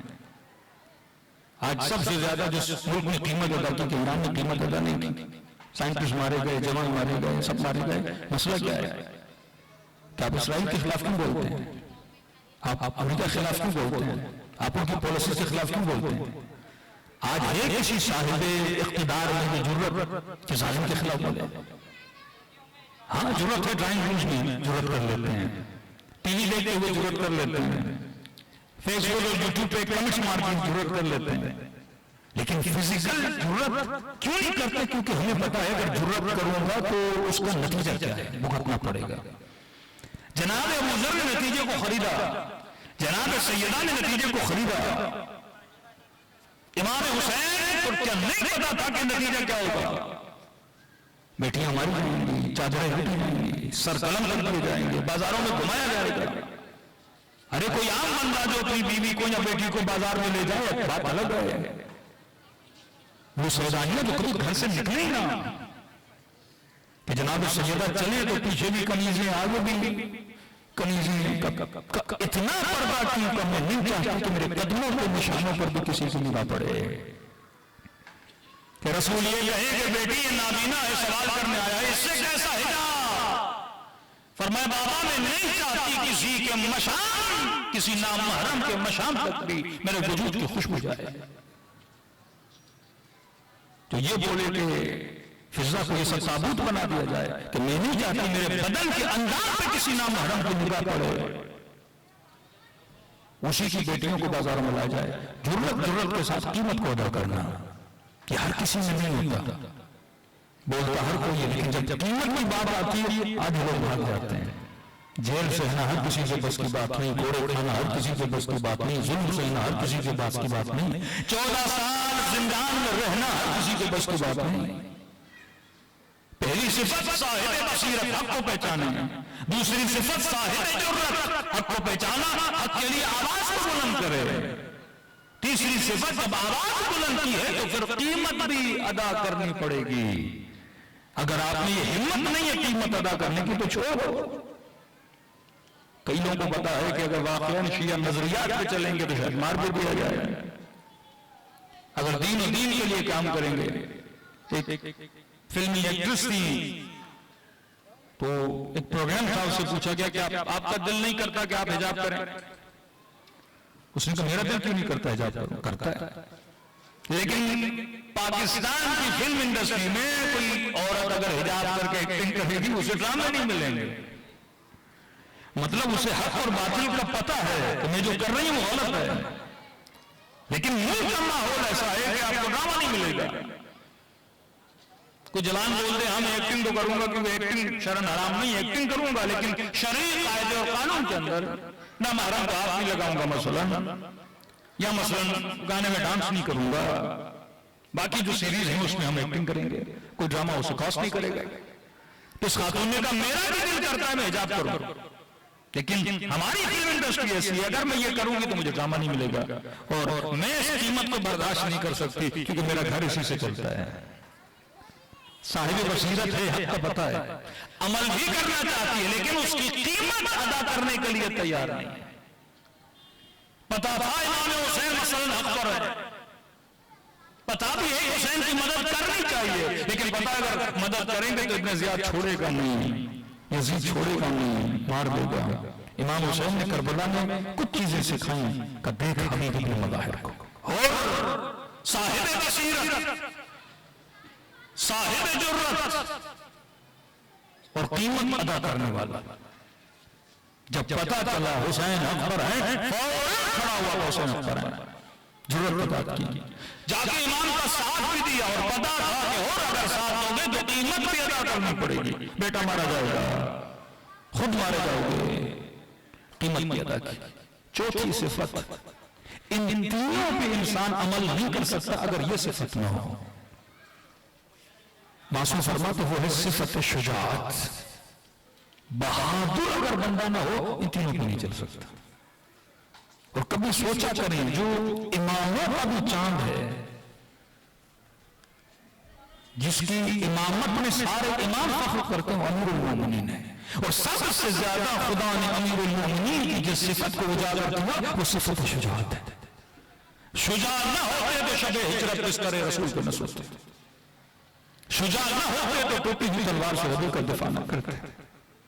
کہتے جنگ احد کے بعد رسول خدا صلی اللہ علیہ المومنین اصحاب کہتے پورے بدن سے خون جو رہا تھا کیونکہ ٹوٹی ہوئی تلوار اتنے زخم لگے امیر المومنین. لیکن کہا کہ چہرہ مایوس تھا. رسول نے کہا یہ تیرے چہرے پہ مایوسی کیوں ہے؟ کہا یا رسول اللہ چچا حمزہ شہید ہو گئے لیکن میں علی شہید نہیں ہوا. جرأت، بہادری، شہادت کی طلب، راہ خدا میں جان کا دینا. اس وقت وہ جہاد اکبر والی حدیث کو رسول نے پڑھی کہیں یہ جہاد اصغر ہے اور جہاد اکبر اس سے بڑا ہے. کیونکہ جہاد اصغر کے لیے بھی جرأت چاہیے، جہاد اکبر کے لیے بھی جرأت چاہیے. باہر والے ظالم کے مقابلے کے لیے بھی جرأت چاہیے. اور اندر میں جو گندی عادتیں ہیں اور جو گناہ ہیں اور جو خواہشات نفسانی ہیں ان کو ختم کرنے کے لیے بھی انسان کو جرأت چاہیے. جس میں جرأت ہو وہ خود کو گناہ سے بھی روکتا ہے، جس میں جرأت ہو وہ حق یزید کے سامنے بھی کھڑا ہوتا ہے. اور واقعاً آج اگر جرأت دیکھنی ہے تو آپ یمنیوں کی جرأت دیکھیے. جرأت دیکھنی ہو فلسطین کے ان شہداء کے والدین کی جرأت دیکھیے. سلام ہے کہ چار بچے اپنی گود میں اٹھائے لیکن پھر بھی خدا کا شکر ادا کر رہے ہیں. اور یہاں ہزار کا نقصان ہو جاتا ہے تو انسان کی زندگی ادھر سے ادھر ہو جاتی ہے. تو یہ چار صفات اگر انسان میں نہ پائی جائیں، ایک حق شناس بنے، دوسرا جب حق کو پہچان لیا اس حق کے لیے آواز کو بلند کرے. آج یہ پاکستانی معاشرہ جتنا ڈھیٹ معاشرہ بنا ہوا ہے، کرپشن کو لے کر کیوں آپ کے ملک میں بہتری نہیں آتی؟ کشمیر میں ایک ہفتے میں رہتے جا گیا، ہمارے 10 گھنٹے لائٹ جائے فرق نہیں، 20 گھنٹے جائے فرق نہیں. سیلاب کے دنوں میں ہم کچھ راشن بانٹنے گئے. یہ تو اس معاشرے میں رہ رہے کے معاشرے کی نب سمجھ میں آ رہی ہے کہ واقعی معاشرے تباہ و برباد کیوں ہوتے ہیں. ایک تو سیلاب کا کھڑا ہوا پانی، پھر بیچ میں جو سوکھی جگہ ہیں وہاں پہ جھوپڑیاں بنا کے لوگ رہ رہے ہیں، پھر ان جھوپڑیوں کے اندر اتنے مچھر. لیکن ہم نے دیکھا یہی سیاستدان جب ایک آٹے کا تھیلا ان کو بانٹنے کا آتا ہے یہ لوگ انہوں کے پیچھے دوڑ رہے تھے. اور دوسرا میں نے دیکھا اتنے مطمئن ہیں اس جھوپڑی کے اندر، ان مچھروں کے اندر، ان گندگیوں کے اندر. تو ایک صاحب ہمارے ساتھ تھے، انہوں نے کہا قبلہ یہ پاکستانی بہت صابر لوگ ہیں. میں نے کہا صبر رکھیں گے، ڈیٹ پن ہے. خدا صبر کی داد دیتا ہے، ڈیٹ پن کی مذمت ہے. کہ آپ پہ ظلم ہو رہا ہے، ظلم ہو رہا ہے، ظلم ہو رہا ہے، اتنا بول ہی نہیں رہے. پھر جناب سیدہ صبر کرتی حق نہیں دیا جا رہا. وہ بی بی جو کبھی گھر سے نہ نکلے دربار کیوں جا رہی ہے؟ اصلاً کانسیپٹ اور جلوس کیا ہے کہ لاکھوں کی تعداد میں عزادار نکلتے ہیں کراچی کے روڈوں پہ. بھائی کانسیپٹ کیا ہے اس چیز کا؟ یہ ٹریننگ کرے امیر المومنین، ٹریننگ کرے امام حسین. اپنے حق کے لیے آواز بلند کرو. قومی ایشوز ہوتے ہیں، آواز بلند کرو. یہ زبانیں جو اللہ نے دی یہ بولنے کے لیے دی، یہ انگلیاں جو اللہ نے دی لکھنے کے لیے دی. وہ معاشرے کبھی آباد نہیں ہوتے. پاکستان میں بھی اتنا بڑا پروٹیسٹ فلسطین کی حمایت میں نہیں ہوا جتنا انگلینڈ میں ہوا ہے. کیونکہ کم از کم ان کی سوسائٹیز نے ان کو یہ سکھایا ہے کہ اگر کوئی کام برا ہو اس کے خلاف آپ کیا اٹھاؤ، آواز اٹھاؤ. اب جسے وہ برائی سمجھتے ہیں اس کے خلاف آواز اٹھاتے ہیں. کئی ایسی برائیاں جس کو ہم برا سمجھتے ہیں وہ نہیں سمجھتے تو اس کے خلاف آواز نہیں اٹھائیں گے، ان برائیوں میں مبتلا ہے. لیکن ظلم ان کی سوسائٹی میں ایک برائی ہے. بچہ کشی، خودت کشی، بچوں کو مارنا، خواتین کو مارنا، معاشرہ کو تباہ و برباد کرنا. یہ بھی ان سوسائٹیز کی مجبوری تھی. ہولوکاسٹ کے بعد اتنا انگریزوں کو ٹرین کیا، اتنا جرمنز کی نسلوں کے اندر گلٹ پیدا کیا کہ آپ نے یہودیوں پہ اتنا ظلم کیا تھا. لہذا کو بولا جہاں بھی ظلم آواز اٹھانا ہے. آج تک وہ یہودیوں کی قیمت ادا کر رہے ہیں. آج تک وہ ان کو سوری بولتے ہیں کہ ہم نے اپنے نسلوں کو مارا. اب لہٰذا ایک صفت بن گئی، کمپیوٹرائز ایک سافٹ ویئر، ایک پروگرامنگ ہو، جہاں ظلم ہوگا آواز اٹھانی ہے. سارے انگریز نکل آئے. سب سے زیادہ پروٹیسٹ وہاں ہوئے، لیکن 22 کروڑ کا ملک ہے. اب ایک پروٹیسٹ دکھائیں جس میں 1 ملین لوگوں نے شرکت کی. کیونکہ ہم گھروں میں بیٹھ کے ظلم کے خلاف بات تو کرتے ہیں، لیکن اس کے خلاف اقدام کرنے کی، اس کے خلاف جرأت کرنے کی ہم میں ہمت نہیں ہے، کیونکہ ہم قیمت ادا کرنے کے لیے تیار نہیں. ایک دن نکلوں گا تو میری سیلری کا کیا ہوگا، ایک دن نکلوں گا تو میری گھر کیسے چلے گا. ایک تو معاشرے کو غربت میں ڈالو کہ بندہ 100 بار سوچے کہ اگر ایک دن میں نے ریڈیو نہیں لگائی میرے گھر والے مر جائیں گے. سیم سچویشن 1400 سال پہلے تھی. کچھ وہ تھے جو ابو ذر بنے، کچھ وہ تھے جو غور بنے. رزق دولت کا مالک پروردگار عالم ہے. سب سے زیادہ اہل بیت نے تکلیفیں اٹھائیں انہی بزدلوں کی وجہ سے، جن کو پتا تھا کہ حق کیا ہے لیکن حق کے خلاف آواز بلند کرنے کی ضرورت نہیں تھی. اور ضرورت تبھی پیدا ہوتی ہے جب انسان کے اندر شجاعت آتی ہے. شجاعت کا کوئی سیرپ نہیں ہوتا جو آپ کو کوئی ڈاکٹر پلا دے آپ کے بچے شجاع ہو جائیں. سخاوت کا کوئی سیرپ نہیں ہوتا کوئی آپ کو پلا دے اور سخی ہو جائیں. یہ تبھی ملتا ہے جب اہل بیت کی معیت ملتی ہے. جتنا معرفت اہل بیت، جتنی محبت علی اور اولاد علی آپ کے وجود میں آئے گی تو اوصاف امیر المؤمنین بھی آپ کے وجود میں آ جائیں گے. صلی اللہ علیہ محمد و علی محمد.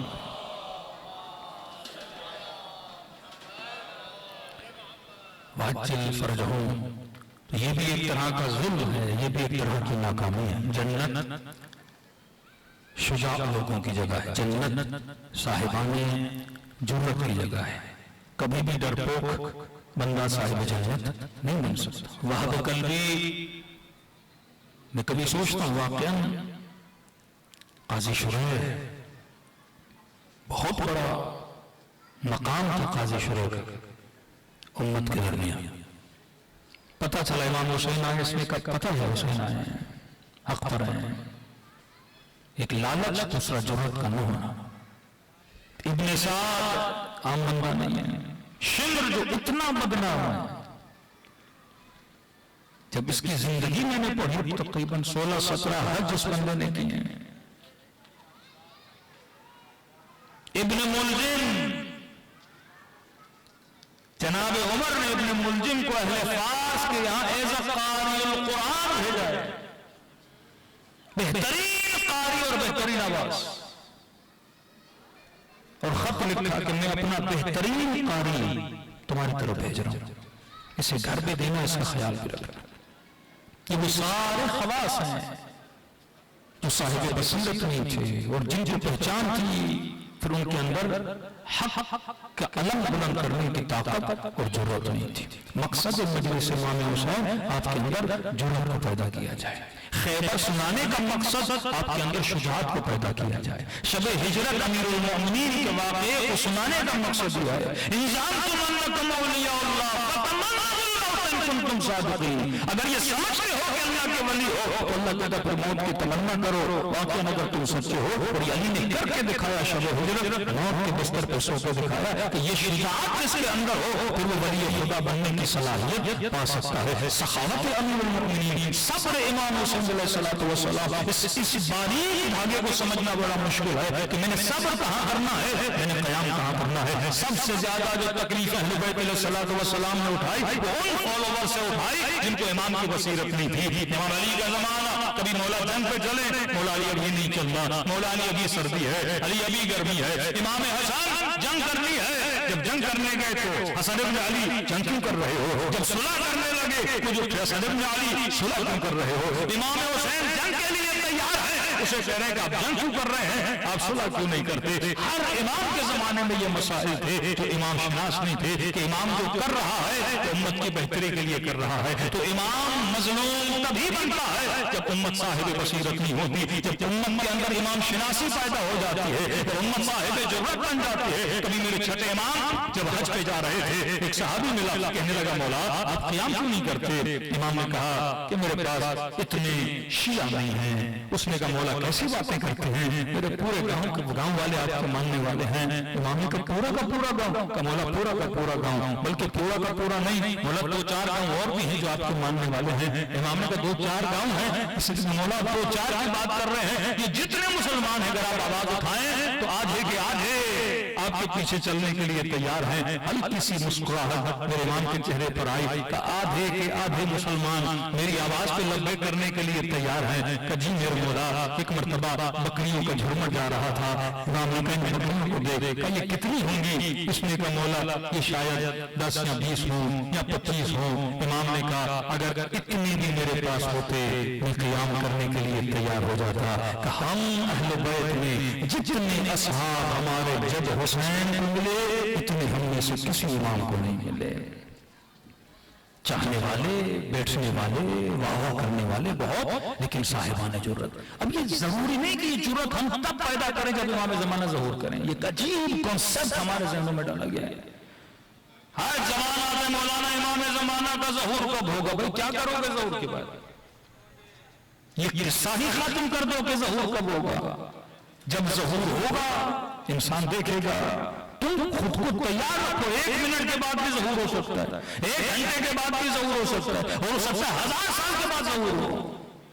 مطلب ہم نے اپنی جرتوں کو فریزر میں سیو کر کے رکھا ہوا ہے کہ جب امام آئیں گے تو پھر ہم ان کو پگھلانا شروع کر دیں گے۔ ہم نے اپنی شجاعتوں کو فریزر میں رکھا ہوا ہے کہ جب امام آئیں گے پھر ہم پگھلانا شروع کریں گے تاکہ امام کے کام آئیں۔ جس امام کو تم حی و حاضر مانتے ہو، کہ جو تمہارے اعمال کو دیکھ رہا ہے، جو کہیں میں تمہارے گھروں میں آتا ہوں، جو کہے کہ یہ مت سمجھنا میں تمہارا امام تجھ سے بے خبر ہوں، جو کہے کہ ہر قدم اٹھاتے وقت مجھے یاد کیا کرو۔ مطلب ہر زمانے میں تم نے اپنے وجود کے اندر جرت کو پیدا کرنا ہے، ظلم کے خلاف آواز کو اٹھانا ہے۔ کوئی بھی چیز حق ہو، یہ حق آپ کا بھائی بھی ہو سکتا ہے، یہ حق آپ کی بہن بھی ہو سکتی ہے، یہ حق آپ کا کولیگ بھی ہو سکتا ہے۔ جب آپ کا اپنے کسی رشتے دار کے ساتھ جھگڑا ہوتا ہے، جب آپ کو پتہ ہوتا ہے کہ میں باطل پر ہوں، کہ یہ جرت کرتے بولنے کی کہ واقعہ میری غلطی پر ہوں، آپ حق پر ہو۔ جب پیسوں کا جھگڑا ہو جاتا ہے اور آپ کو پتا ہو کہ میں نے 2 روپے اس کے زیادہ دینے ہیں، لیکن جناب کو نہیں پتا کہ یہ جرت کرتے ہو کہ تم حق بیانی کرو، تو یہ حق و باطل کی جنگ ہم لمحہ چلتی رہتی ہے، ہر قدم چلتی رہتی ہے۔ بس انسان میں جرت کو پیدا کرنا ہے، اور جب یہ جرت انسان میں آ جاتی ہے تو خدا کسی کو یوسف بنا دیتا ہے، کسی کو ابراہیم بنا دیتا ہے۔ آپ سوچئے وہب کی میں نے مثال دی، کتنی نمازیں پڑھی ہوں گی جناب وہب، ایک روزہ زندگی میں نہیں رکھا ہوگا، بس وہ چند نمازیں آخری جو امام حسین کے ساتھ ادا کی ہوں گی، لیکن آج جناب وہب کے قدموں کی خاک کے برابر بھی ہم نہیں ہیں، کیونکہ جرت کی امام کا ساتھ دیا۔ علی مع الحق والحق مع علی، علی مع القرآن والقرآن مع علی۔ ہر زمانے میں جس نے اپنے امام کا ساتھ دیا خدا نے اس کے درجے کو بلند کیا۔ صلوات پڑھیں محمد و آل محمد۔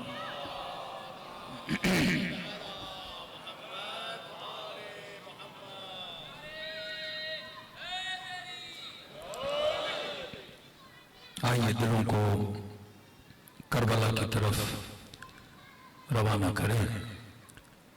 خود مقصد مصیبت کیا ہے؟ اتنا دین میں رونے کی سفارش کیوں، ہنسنے کی سفارش نہیں۔ وَضْحَكُوا قَلِيلًا وَابْكُوا كَثِيرًا، کم ہنسا کرو، زیادہ رویا کرو، کیونکہ رونے سے مردہ دل زندہ ہو جاتا ہے۔ ایک درخت کب مرجھا جاتا ہے؟ جب اسے پانی نہیں ملتا۔ دل کب مرجھا جاتا ہے؟ جب اسے آنکھوں کا آنسوؤں کے ذریعے سے پانی نہ دیا جائے۔ تبھی کہ ہر شب جمعہ دعائے کمیل پڑھو۔ ایک امام مجھے دکھائیے جو رات کی اندھیری راتوں میں بیٹھ کے گریہ میں کرتا ہو۔ جناب سیدہ امیر المومنین، مناجات امیر المومنین، دعائے کمیل، دعائے ابو حمزہ سے مالی امام زین العابدین، دعائے عرفہ امام حسین۔ اسی طرح ہر امام کی آپ دعا پڑھیں گے، ہر امام کا صحیفہ پڑھیں گے۔ تاکید کی گئی ہے حضرت علیہ السلام کی، زیادہ گریہ کیا کرو، جسمانی بیماریاں دور ہو جاتی ہیں۔ یہ ڈپریشن، یہ انزائٹی، یہ پینکس کے انسان میں آتے ہیں، یہ کیوں آتے ہیں؟ کیونکہ عدم اعتماد ہے، خدا پر بلیو نہیں ہے، آخرت پر بلیو نہیں ہے، جس کی وجہ سے انسان ڈپریشن میں چلا جاتا ہے۔ تو یہ سب سے بڑی نعمت امام حسین کی کہ آپ گریہ کرتے ہیں۔ اور اگر کوئی جوان یہ سنے تو 4 سالہ بچے کو تماچے لگے، اگر کوئی باپ یہ سنے تو انسان کا دل ٹوٹ جاتا ہے، لیکن سن کے دل نہ ٹوٹے، اس کا مطلب یہ معاشرہ سنگ دل ہے۔ کہ جب پنجاب والے کراچی والوں کو کبھی کہتے تھے آپ کے یہاں سنا ہے 7 لوگ مر گئے، تو کہتے تھے آپ کے کراچی والے کہتے ہیں کوئی بڑی بات تھوڑی ہے، ہمارے تو 20 لوگ مرتے ہیں 7 مرے مطلب کم مرے۔ ایک بم بلاسٹ ہو جائے، آج کسی پاکستانی کو پتا چلے مثلا پشاور میں کوئٹہ میں کہیں بم بلاسٹ ہوا، 200 لوگ اس بم میں مر گئے، نہ آپ کا کاروبار بند ہوتا ہے، نہ آپ کھانے کی ٹیبل پہ کھانا کھا رہے ہو، آپ کا مزہ بھی کرکرا نہیں ہوتا، وہ بریانی کا مزہ گوشت کا مزہ اپنی جگہ پہ ہوتا ہے، کیونکہ سن کے دل قسی ہو چکے ہیں۔ اب انسانی موت ہمارے کو بڑی بات نہیں ہے، ظلم ہمارے کو بڑی بات نہیں ہے، لیکن کافروں کے معاشرے میں جائے ایک انسان کی موت ہو جائے پورا معاشرہ کھڑا ہو جاتا ہے۔ فرانس میں ایک 16 ایئرز بچے کو کسی پولیس والے نے فائر کیا، بچہ مر گیا، پورا مہینہ اس ملک میں پروٹیسٹ ہو رہا تھا کہ آپ نے انڈر ایج بچے کو مار دیا اور ظلم کیا۔ یہ زندہ معاشروں کی نشانی ہوتی ہے جو ظلم کے خلاف آواز اٹھاتے ہیں۔ اور مسائل امام حسین کا مقصد یہ کہ جب رو گئے کہ 6 مہینے کے بچے کو پانی نہیں ملا، تڑپ ہو گئے، 4 سالہ بچی کو اتنے تماچے مارے گئے رخسانوں کا رنگ بدل گیا، تڑپ ہو گئے۔ جب سنو گے سیدہ کی بیٹیوں کی چادریں چھینی گئی، غیرت پیدا ہوگی تمہارے اندر۔ جب سنو گے کہ امام امت کے بدن پہ تیر برسائے گئے، یہ غیرت ولائی تمہارے اندر پیدا ہوگی کہ واقعا اتنا سنو کہ کل اگر تمہارا امام ظہور کرے تو کوئی اس امام کی توہین نہیں کر سکا۔ ارے امام کو کیا، اگر تمہارے معاشرے میں العلماء ورثۃ الانبیاء اگر ان کی کوئی توہین کرے تم اگر خاموش رہو تو مطلب ہمارے اندر وہ جرأت اور وہ غیرت دینی ختم ہو جائے۔ یہاں تک فرمایا اگر کسی کو گناہ کرتے ہوئے دیکھو روک نہ سکو، اپنے اندر ایک گلٹ پیدا ہو کہ واقعی اس معاشرے میں گناہ کیوں، لیکن اگر کوئی تمہارے سامنے گناہ کا ذکر کرے اور پھر بھی تمہارے اندر غیرت دینی نہ آئے تو مطلب خدا سے محبت نہیں ہے۔ اہل بیت علیہ السلام جب سنتے تھے گناہگار آتے تھے امیر المومنین کے پاس، یا علی میں نے یہ گناہ کیا، مولا کہتے تھے ذکر نہ کر جا، توبہ کر۔ پھر کہا یا علی میں نے یہ گناہ کیا، امام نے کہا ذکر نہ کر، گناہ کا ذکر کرنا اچھی بات نہیں ہے۔ تیسری بار کہا یا علی میں نے یہ گناہ کیا، امام نے کہا غیرت الہی اجازت نہیں دیتی کہ تمہیں سزا نہ دو، اقرار کیا اب علی تجھے سزا دیں گے۔ اپنا محب تھا تو انہوں نے سزا دی۔ جس معاشرے میں خوف خدا ختم ہو جائے، جس معاشرے میں گناہ کا کبھی ہونا کبھی نہ رہے، جس معاشرے میں شراب نوشی، جس معاشرے میں کرپشن اور زنا اتنا عام ہو جائے اور لوگ سنیں اور اس پر آواز بلند نہ کریں، اس کا مطلب غیرت دینی نہیں ہے۔ خود ذکر مصیبت امام حسین انسان کے مردہ دل کو زندہ کرنے کے لیے، تبھی فرمایا اکثر اپنی زبانوں پر ذکر امام حسین کو جاری رکھو، کا خلوص دل سے مجھ حسین کو جو سلام کرے گا خدا اسے ثواب زیارت حسین عطا کرے گا۔ کہا کہ مولا اگر ایک سلام کرو تو ثواب زیارت مل جائے گا، فرمایا جب سلام کرو نہ چاہتے ہوئے تیری آنکھوں سے آنسو آ گئے، یہ مت سمجھنا یہ تیرے آنسو، یہ سمجھنا حسین نے تجھے تیرے سلام کا جواب دیا ہے۔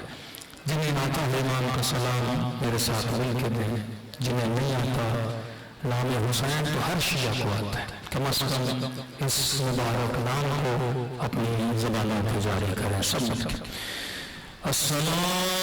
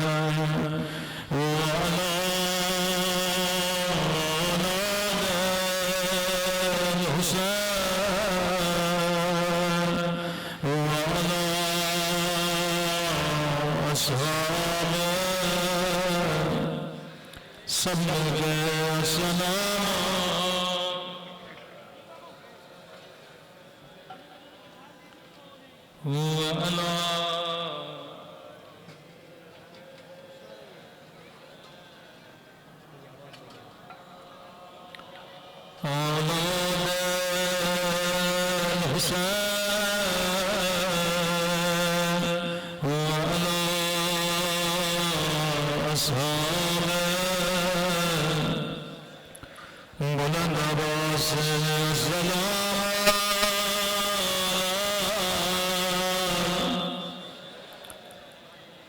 وعلى علي بن الحسين وعلى الحسين وعلى أصحابه بلند عباس السلام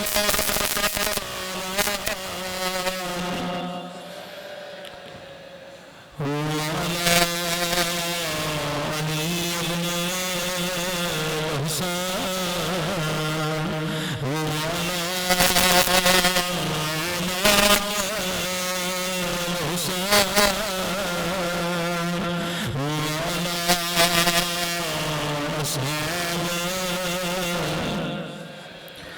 میرا سلام ہو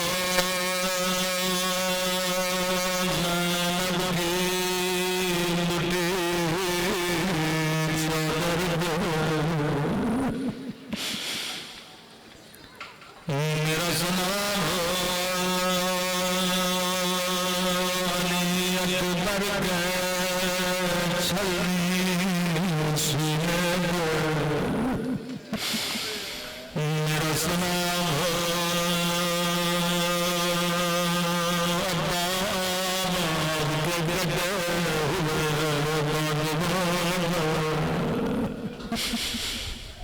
میرا سلام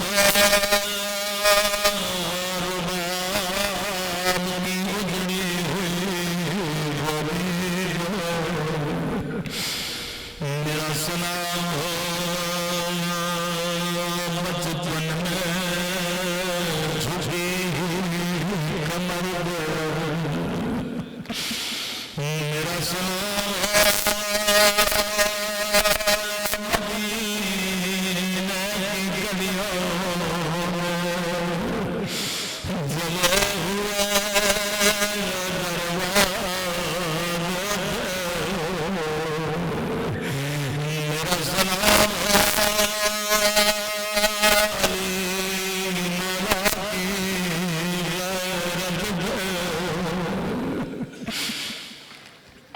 صحیح بخاری کی حدیث اگر کوئی مسلمان شیعہ اتنا کیوں روتے ہو تو اسے یہ حدیث سنایا کرو نبی خدا فرماتے مسلمانوں کبھی حیران کبھی نمون نمار کرو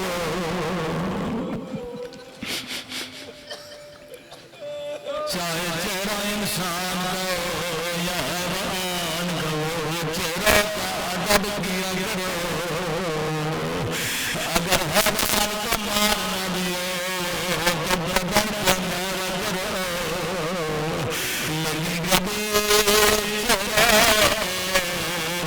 مارا کرو نہ قربان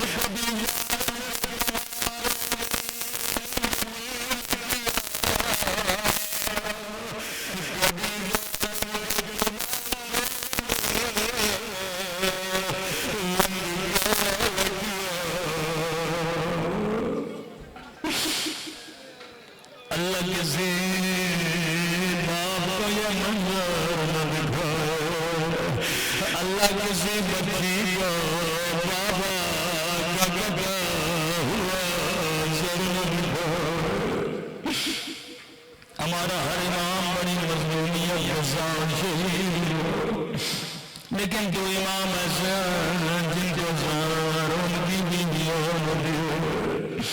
کہتے ہیں مرد کے لیے سب سے بڑی مصیبت کا مقام میں سب سے زیادہ بیوی پہ بھروسہ کرتا ہوں پہلے مظلوم امام حسن لیکن راوی کہتا ہے اتنے قریب تھے ظالمہ نے زہر دیا دینے کے بعد پریشان ہوئی تھی مولا حسین نبی زینب ابھی عباس لیکن اتنے قریب تھے کہا پچھلے دروازے سے باہر چلی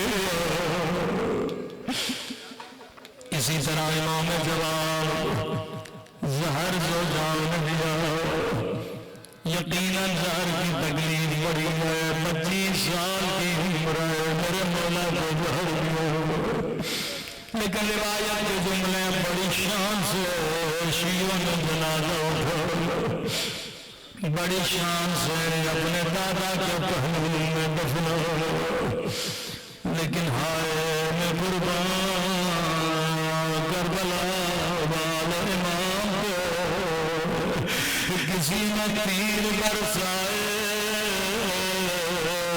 کسی نے پتھر مارے جسے نیزہ ملا اس نے نیزہ سے وار کیا راوی کہتا کہ بی زینب جب بھائی کے جنازے پہ پہنچی اپنے ہاتھوں سے بدن سے تیر نکالنے لگی اپنے ہاتھوں سے نیزے ہٹانے لگی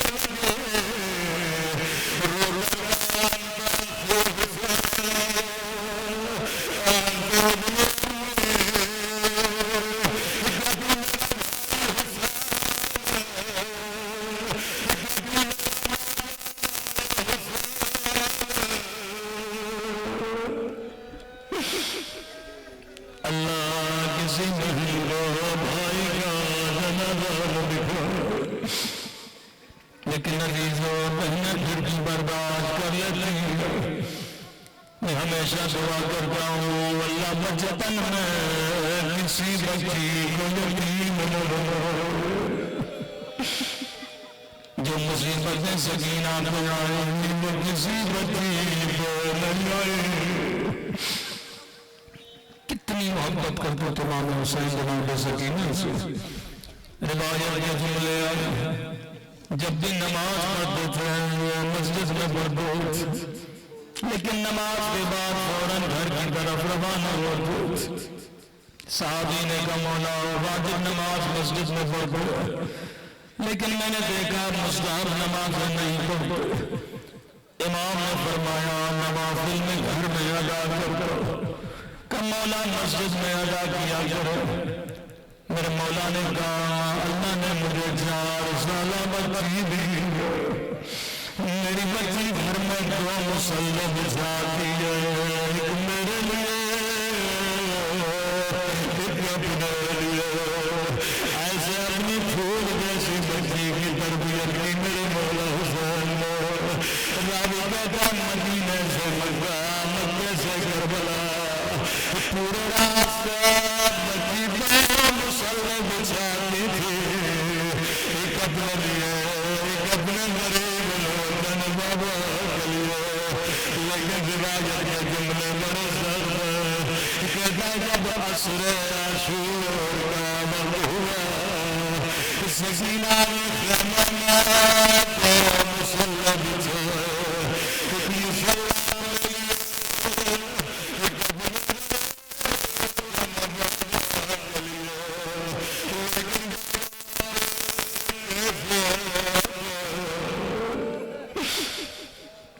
دعا کے لیے آنکھوں کو بلند کیا رو کے کہنے لگی میرے اللہ میرا چچا باغ بھی چلا گیا اے میرے اللہ میرا اکبر بھی چلا گیا مجھے میرے بابا کی زیارت کرو راوی کہتے ہیں اچانک بچی کو کسی کی چلنے کی آواز آئی دوڑی دوڑی خیمے سے باہر گئی شاید میرا بابا سنو سکینہ نے کیا دیکھا بچی نے دیکھا سور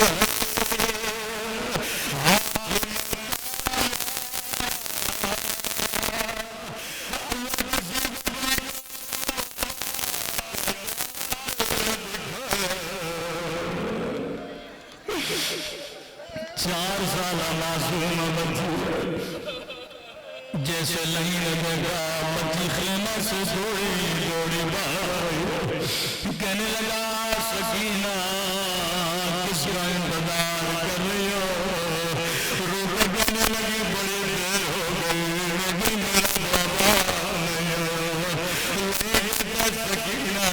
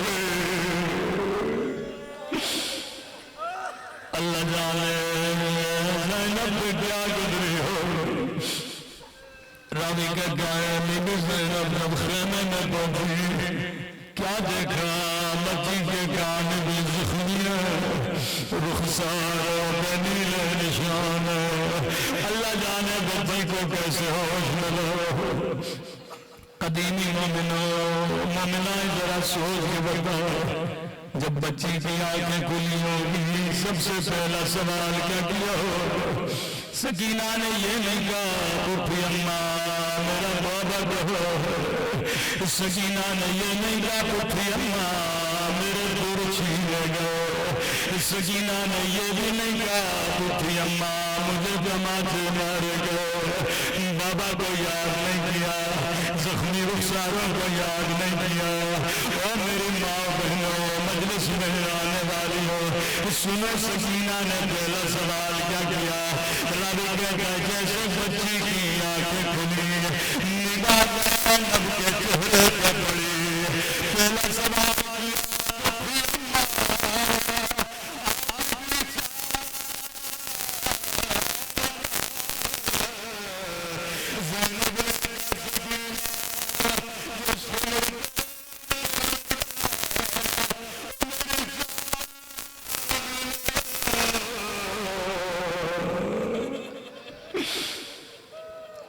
کبھی بے پردہ ہو کر مجلس سنایا کرو، پروردگار تجھے واسطہ حسین کی یتیم بچی کا، تجھے واسطہ میرے آقا حسین کی مظلومیت، اے خدایا ہم سب کے صغیرہ کبیرہ گناہ معاف فرما، ہمارے والدین کے صغیرہ کبیرہ گناہ معاف فرما۔ پروردگار اس کائنات سے ظالم و ظلم کی خاتمے کے لیے فرزند زہرا کا ظہور فرما، جتنے بھی مومنین بے گناہ مسلمین قید میں خدا و رعایت فرما، فلسطین کے مظلوم مسلمانوں کی مدد فرما، جو علماء اس دنیا میں نہیں رہے، آیت اللہ رئیسی ان کے رفقا، قبلہ غلام زبر صاحب، قبلہ امانی صاحب، بہت سارے علماء دنیا میں میرے خدا کے درجات کو بلند فرما، بالخص مانیان مجلس کے مرحومین، مرحوم علی محمد، مرحوم بابو سوالا، والد اور ان کے خاندان کے تمام جتنے مرحومین خدا ان کے درجات کو بلند فرمائے، ان کے عالمی برزخ کے سفر کو آسان فرمائے، ان کو شفاعت امام حسین نصیب فرمائے، اور جتنے حاضرین پروردگار ہم سب کو عاقبت بخیر نصیب فرما، ہم سب کے گھروں پر اپنی رحمتوں کو برکتوں کو نازل فرما، ہر طرح کی نظر پریشانیوں سے ہم سب کو محفوظ فرما، یہ تین دعائیں ہمیشہ کیا کریں جناب مسلمان کی دعا، اے خدا ہم سب کو زبان ذاکر عطا فرما، بدن صابر عطا فرما، دل شاکر عطا فرما، عقل صالح عطا فرما، جو مانگا نہیں مانگا کوئی خزانے قدرت سے سب کو نصیب فرما، بانے علی مجلس کے مرحومین، شہداء امت، شہداء ملت، تشیع عالم تشیع عالم اسلام کے جتنے شہداء اور مجاہدین ہیں، سب کے لیے مرتبہ سورۃ الفاتحہ، بسم اللہ الرحمن الرحیم، الحمد للہ مالک یوم الدین، ایاک نعبد و ایاک نستعین، صراط المستقیم، صراط الذین، بسم اللہ الرحمن الرحیم، اللهم اغفر للمؤمنين والمؤمنات والمسلمين والمسلمات والأحياء منهم والأموات